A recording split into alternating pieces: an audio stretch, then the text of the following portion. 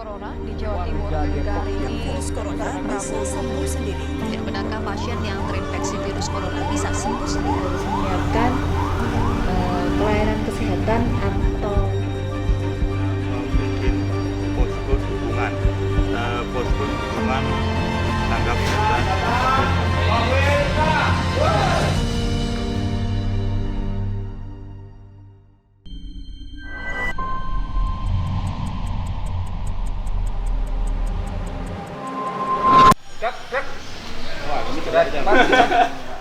Dengan meningkatnya virus COVID-19 secara pesat di Indonesia, bukan berarti daerah istimewa Yogyakarta luput dari serangan virus tersebut. Cek 1, nanti akan bergerak di Rumah Sakit PKU Muhammadiyah Gamping, kemudian Rumah Sakit Queen Latifah dan Puskesmas Gamping 2.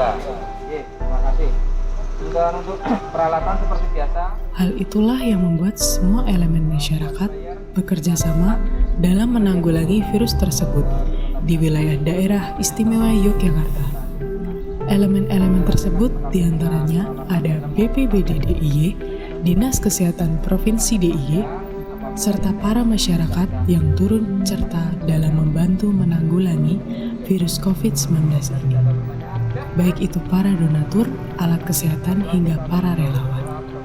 Lalu, bagaimana peran BPBD DIY, Dinas Kesehatan Provinsi DIY, serta para donatur dalam mengatasi kasus virus COVID-19 di wilayah DIY? Jalan. Nama saya Agus Rianto, saya di Posko Dukungan Operasi Gugus Tugas COVID-19 Pemerintah Daerah Istimewa Yogyakarta sebagai Safety Officer. Nama saya Endra Sambodo, saya dari TRC BPBD DIY. Kebetulan untuk masa-masa tanggap darurat COVID ini saya dipasrai tugas untuk jadi bidang operasi Posko Dukungan Gugus Tugas COVID DIY.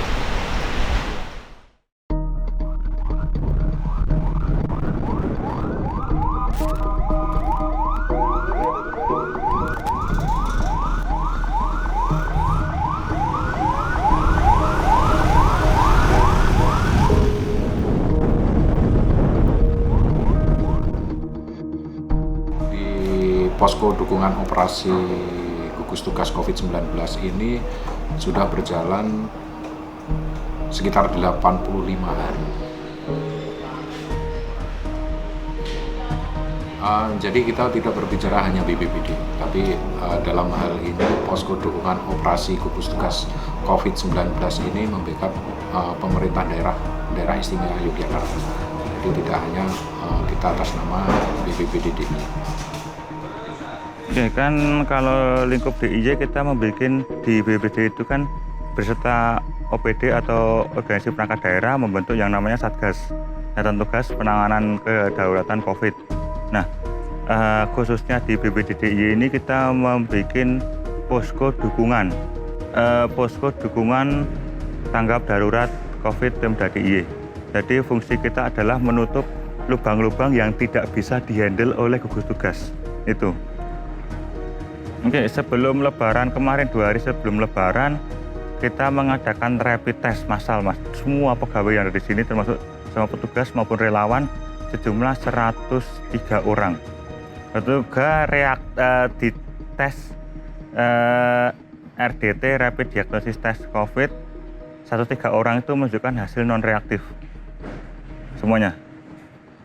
Tidak ada satu orang yang mendapatkan hasil reaktif. Ketika ada satu orang pun yang mendapatkan hasil reaktif, maka seluruh BPBD ini akan ditutup. Dalam posko dukungan operasi ini, yang jelas kita ada beberapa tugas. Yang pertama adalah yang paling emergensi adalah tugas pemakaman jenazah dengan protokol COVID.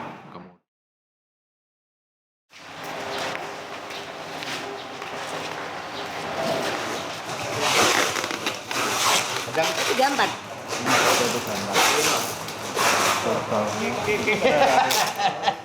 Makan teman-teman loh, Wi. Oh, nah, makanya ini kan dilonggarin. Nah.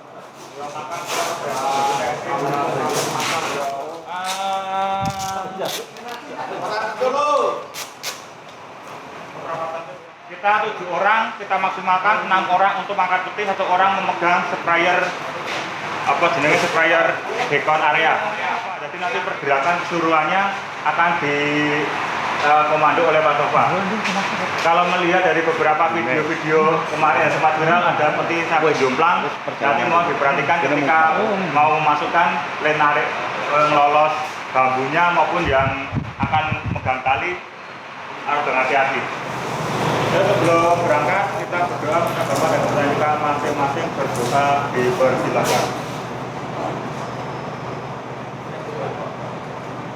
Selesai. Yuk kita pas dulu. Yuk kita datang. Covid hilang.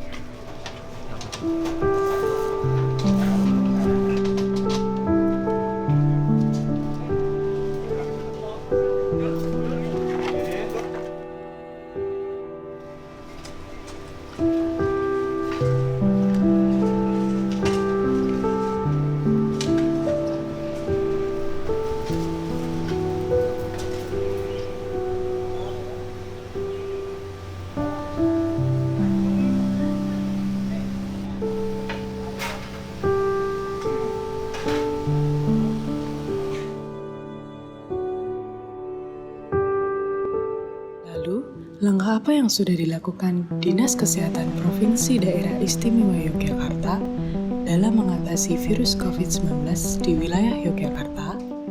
Baik, nama saya Dr. Berti Muti-Ningsih MKes. Saya sebagai Kepala Bidang Pencegahan dan Pengendalian Penyakit Dinas Kesehatan Provinsi Daerah Istimewa Yogyakarta. Jadi Dinas Kesehatan Provinsi Daerah Istimewa Yogyakarta ini mempunyai tugas pokok dan fungsi adalah melakukan pencegahan dan pengendalian penyakit yang ada di Provinsi Daerah Istimewa Yogyakarta. Jadi kami sudah mulai sejak bulan Januari kita mengadakan sosialisasi kepada masyarakat, kepada institusi yang lainnya tentang penyakit ini. Meskipun pada waktu itu bahan-bahan untuk memberikan sosialisasi itu belum selengkap saat ini. Jadi ada satu dokter yang berpergian ke luar, kemudian pulang, dia kena COVID. Jadi bukan karena dia terpapar, tapi juga ada yang karena merawat di situ, ada beberapa perawat. Kita kan selalu memberikan tes kepada tenaga-tenaga kesehatan ini secara kontinu. Jadi karena dia sering terpapar oleh pasien-pasien, maka secara kontinu kita tes. Dan hasil tesnya adalah tes positif meskipun dia tidak sakit. Sebetulnya di kita tidak banyak, hanya tidak lebih dari 4 orang. Kalau standar APD kita sudah ada pedomannya, SOP-nya. Nah, kemungkinan adalah memang karena paparannya terlalu banyak. Kemudian juga 2, karena misalnya dia mengganti baju itu, ini tidak sesuai dengan SOP yang ada. Jadi begini, kita punya level-level penggunaan APD. Tadi yang saya sampaikan, kalau di zona merah, maka dia menggunakan level 1 yang seperti apa? Yang pakai hamzat, baju astronot itu. Kemudian kaos tangannya yang sampai atas. Terus sepatunya harus ada cover shoes, gitu. Harus pakai N95, harus pakai Google, masih dikasih headset, gitu. Headsetnya. Nah, jadi seperti itu. Ini standarnya untuk yang nomor paling atas, gitu. Jadi kualitas bahannya yang seperti apa? Ini sudah ada. Nah, Kalau misalnya ternyata kita dapat APD yang ternyata ini tidak cocok ini untuk nah kita gunakan untuk yang level di depan tukang pendaftaran. Kalau misalnya ada orang ngasih tapi ternyata tidak sesuai standar, maka kita gunakan untuk level yang di paling bawah. Banyak nggak sih dari donatur masyarakat yang ternyata yang mereka berikan itu tidak standar dari pemerintah? Untuk donatur masyarakat itu kami di Provinsi DIY itu diatur oleh gugus tugas melalui BNPB. Nah, nanti di BNPB itu silakan mau memberikan apa monggo. Tadi saya sampaikan. Nanti ada nilainya. Artinya ada kelas-kelasnya tidak. Jadi apapun yang diberikan kita terima. Meskipun sebetulnya di BNPB sudah ada standarnya. APD itu kalau seperti ini. Tapi yang namanya orang memberi bantuan, masa kita tolak? Sampai saat ini untuk APD kita masih bisa dikatakan aman. Biasanya dapat dari mana aja? Nah, kalau APD yang kita gunakan yang pertama itu adalah bantuan dari pusat, dari BNPB. Kemudian yang kedua kita juga pengadaan sendiri untuk APD kita yang sesuai dengan standar yang direkomendasikan. Jadi kita ada contoh, misalkan ini bahannya SponBond, ini yang banyak kita terima dari donatur. Ini tetap kita terima walaupun ini tidak masuk pada spek kami untuk tim pemakaman maupun tim medis, ini tetap kita terima. Hazmat ini kita gunakan untuk tim-tim penyemprotan. Artinya hazmat ini tidak melindungi dari bakteri dari luar, namun ini melindungi dari cairan disinfektan tersebut. Jadi biar badan kita, kulit kita tidak terpapar oleh cairan disinfektan. Jadi menggunakan hazmat yang low level, kalau kita bilang low level. Tapi untuk tim pemakaman atau tim yang bersentuhan dengan pasien infeksius yang juga diduga terkena COVID, ini kita menggunakan yang levelnya lebih tinggi dan dia kedap dengan air. Jadi dia kedap air.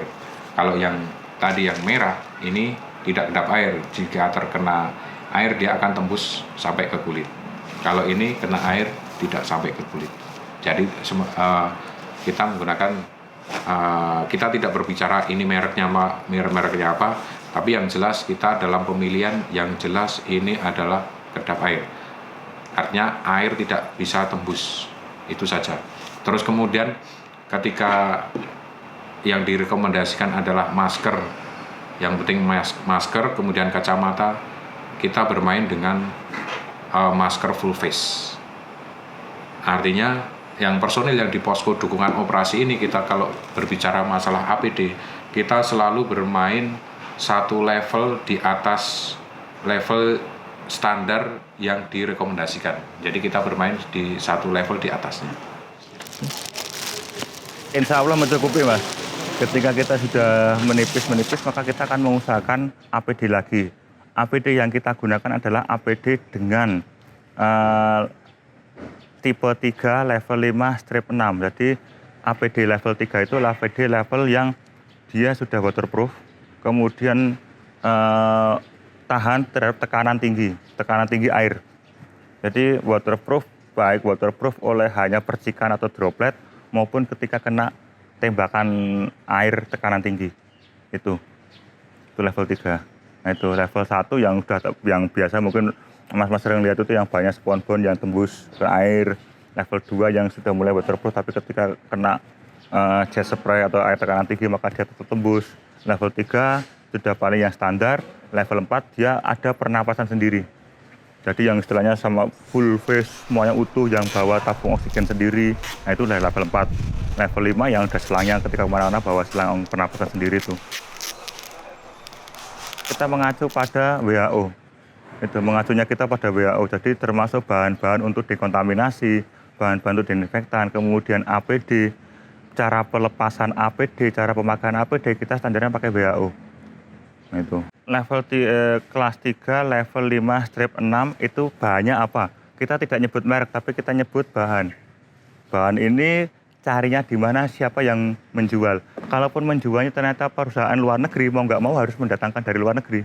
Nah itu, oh di Indonesia ini barang ini nggak ada. Bukan berarti kita nggak mengadakan barang atau mencari barang yang di bawah itu karena di Indonesia adanya cuma itu, nggak bisa. Karena kita kan bicara safety di sini.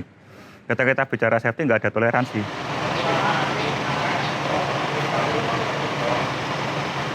Kemudian bantuan-bantuan dari donatur itu juga banyak. Artinya, namun ada kendala pada bantuan yang dari donatur ini bukan spek untuk tim medis untuk yang menangani jenazah pasien COVID, tapi juga tidak direkomendasikan untuk untuk tim pemakaman. Saat ini telah banyak beredar APD yang tidak memenuhi standar. Dari sekian banyak produsen APD, Paksi Raras Alit adalah salah satu produsen APD yang sudah memenuhi standar yang sudah ditetapkan. Ya, halo, saya Paksi Raras Alit. Profesi saya itu seniman, juga pelaku UMKM wirausaha. Kebetulan di bagian ini di Mama Jahit ada forum Majelis Mau Jahitin, saya jadi koordinator produksinya, yaitu produksi APD dan juga perlengkapan medis yang kita donasikan gratis ke seluruh Indonesia. Jadi begini sejarahnya atau awal mulanya Mama Jahit. Memang basic saya kan memang produksi UKM di sektor konveksi. Tempat produksinya ada di sini, di Jalan Ireda ini, sama di rumah saya di Bantul. Pertengahan Maret 2020 ketika isu-isu tentang kelangkaan APD itu sudah mulai ada di Indonesia, saya sama teman-teman kemudian berinisiatif untuk yuk kita bikin gerakan untuk memproduksi APD. Teman-teman saya yang relate sama ini, sama teman-teman konveksi, teman-teman distro, kemudian ada garment juga, ada teman-teman saya kabarin begitu. Kita open donasi, cari uang dari para donatur, kita produksi APD. Pada saat itu bentuknya masih hazmat yang kayak baju astronot itu. Kemudian bagaimana kalau kita bikin gitu? Saya sampaikan ke teman-teman, akhirnya ini Getok Tular di Jogja. Kemudian saya berkolaborasi, kami ini kemudian ketemu dengan teman-teman dari klinik PKBI DIY yang ada di Terban. Di sana ada tim-tim medis dan juga ada tim yang memang mendata untuk kekurangan APD bagi mereka. Nah akhirnya ya sudah, yuk kita berforum, yuk bikin forum namanya Majelis Mau Jahitin. Kita produksi, mereka yang mendata, mereka yang mendistribusi, jadi terus berjalan sampai hari ini. Nah itulah awal mulanya Mama Jahit itu. Jadi memang gerakan ini gerakan non-profit, ngambil donasi atau menggalang donasi dari orang-orang di seluruh Indonesia juga, dan akan didistribusikan ke tenaga medis yang ada di RS atau Yankes di seluruh Indonesia. Sudah lebih dari 22.000 APD yang kita distribusikan ke seluruh Indonesia. Jadi jumlah produksi per UKM itu berbeda, jadi tidak bisa dipukul rata karena jumlah unit mesin jahit yang ada di per UKM kan beda-beda. Ada yang 1, ada yang 20, ada yang 100 mesin, ada yang 3 mesin. Jadi memang sampai hari ini ada 22.000 lebih APD yang kita donasikan ke seluruh Indonesia. Nanti bisa cek datanya lebih lanjut, bisa kontak ke klinik PKBI. Mereka punya data yang lebih detail karena distribusi kemudian peta persebarannya yang dikelola sama mereka, yang mengelola mereka. Donaturnya dari seluruh Indonesia, dari korporat, dari perorangan, dari seniman, dari pengusaha, dari gerakan-gerakan juga, misalnya gerakan konser apa itu donasi ke kami, gerakan supporter sepak bola mana itu donasi ke kami. Perorangan juga banyak sekali. Kemudian dari korporat juga, misalnya ada perusahaan A, B, C, D itu juga menyisihkan donasi mereka ke kami untuk bikin itu. Gitu. Karena kami memang yang salah satu orang yang berwenang di sini kan juga tim medis di klinik PKBI itu. Jadi standar bahan, standar desain, standar pengiriman, bahkan itu melalui proses disinfektan dan lain sebagainya itu memang sudah ada. Dan bahan-bahan pun tidak main-main. Jadi memang kita ujikan, selalu kita ujikan sesuai aturan pemerintah. Bahan ini waterproof atau tembus percikan atau tidak, itu sudah kita ujikan semua. Bahkan sampai ke desainnya juga kita ujikan, selalu kita ujikan sama tim medis. Saya tidak mengklaim bahwa ini mendapatkan sertifikasi medis, tapi apapun yang kita produksi sudah dikonfirmasi sama tim medis bahwa itu layak digunakan dan sudah digunakan. Karena mengurus sertifikasi perusahaan untuk bergerak di bidang medis itu kan pasti lama. Sementara kebutuhan harian kan ada terus gitu loh. Grafiknya kan ini masih naik terus kan. Gitu.